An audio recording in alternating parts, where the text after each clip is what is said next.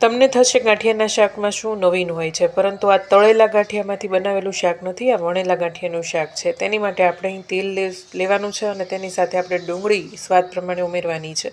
ન ખાતા હોય તો સ્કીપ કરી શકો। ટમેટા અહીં 2-3 નંગ લેવાના છે અને આ રીતે સુધારી અને ઉમેરી દેવાના। સાથે આપણે હળદર, ધાણા જીરું, મીઠું અને લાલ મરચાંની જે ચટણી તૈયાર કરીએ તે એકદમ કાઠિયાવાડી સ્ટાઇલ આદુ મરચાં લસણવાળી તૈયાર કરવાની છે।